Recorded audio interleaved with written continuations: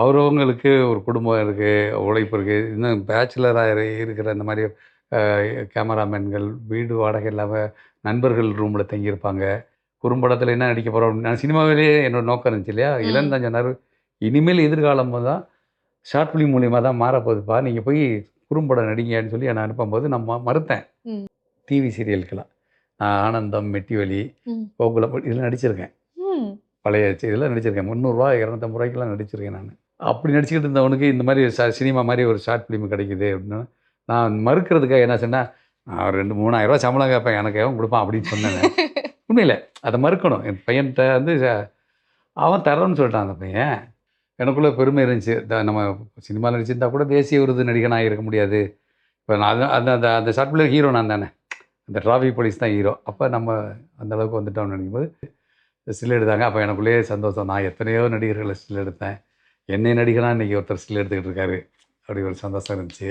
அங்கேயே நீங்க வந்து ஒரு சக்சஸ்ஃபுல்லான ஆக்டர் ஆயிட்டீங்க சார். இப்போ அந்த இன்னொரு விஷயமும் நீங்க ஷேர் பண்ணியிருந்தீங்க. அட்லி சாரோட லைக் இப்போ நீங்க ஷார்ட் ஃபிலிம் பண்ணாலே எனக்கு ரூ. 5000 பேமெண்ட் தராங்க. ஆனா நீங்க ரூ. 3000 பேமெண்ட்டுக்கு என்ன நடிக்க சொல்றீங்களே அப்படி சொல்லிட்டு.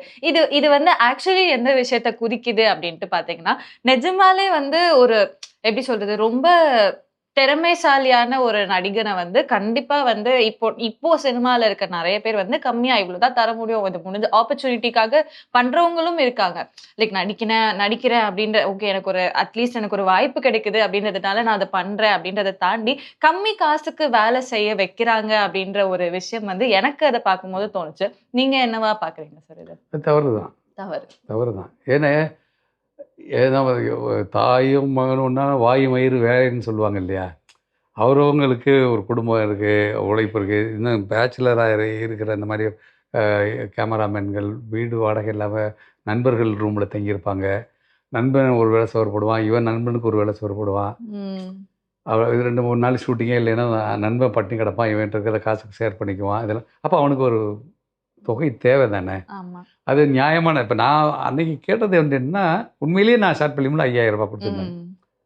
அதுக்கும் என்னுடைய மகன் இளன் தான் காரணம். நான் ஷார்ட் ஃபிலிம்லாம் எனக்கு விளங்காது. ஷார்ட் ஃபிலிம் என்ன, குறும்படத்தில் என்ன நடிக்க போகிறோம், நான் சினிமாவிலேயே என்னோட நோக்கம் இருந்துச்சு இல்லையா? இளன் தான் சொன்னார், இனிமேல் எதிர்காலம் தான் ஷார்ட் ஃபிலிம் மூலியமாக தான் மாறப்போகுதுப்பா, நீங்கள் போய் குறும்படம் நடிங்கன்னு சொல்லி என்னை அனுப்பும்போது நான் மறுத்தேன். அப்போ வந்து இல்லைப்பா நீங்கள் போய் நடிங்கன்னு சொல்லி அவர் சொல்லி தான் நான் இப்போ நடிக்க போனேன். ஃபஸ்ட்டு குறும்படத்துக்கு நடிக்க போனேன். ரூ. 200 சம்பளம் தான் கொடுப்பாங்க டிவி சீரியலுக்கெல்லாம்.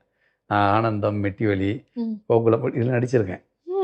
பழைய இதில் நடிச்சிருக்கேன். ரூ. 300 250 நடிச்சிருக்கேன் நான். அப்போ அப்படி நடிச்சுக்கிட்டு இருந்தவனுக்கு இந்த மாதிரி சினிமா மாதிரி ஒரு ஷார்ட் ஃபிலிம் கிடைக்குது அப்படின்னா, நான் மறுக்கிறதுக்காக என்ன சொன்னேன், நான் ஒரு 2 3000 சம்பளம் கேட்பேன், எனக்கு எவன் கொடுப்பான் அப்படின்னு சொன்னேன். உண்மையில அதை மறுக்கணும். என் பையன்கிட்ட வந்து அவன் தரேன்னு சொல்லிட்டான் அந்த பையன்.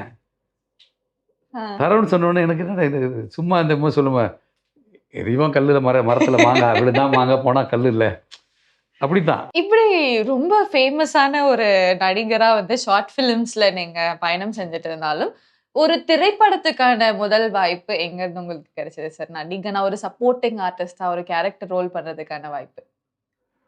அதுக்கு என்னுடைய தர்மம்னு short film Mandela, Ashwin Mandela அந்த ஷார்ட் ஃபிலிம் நடித்தா தேசிய விருதெல்லாம் வாங்கிட்டு வந்த பின்னாடி எனக்குள்ளே பெருமை இருந்துச்சு.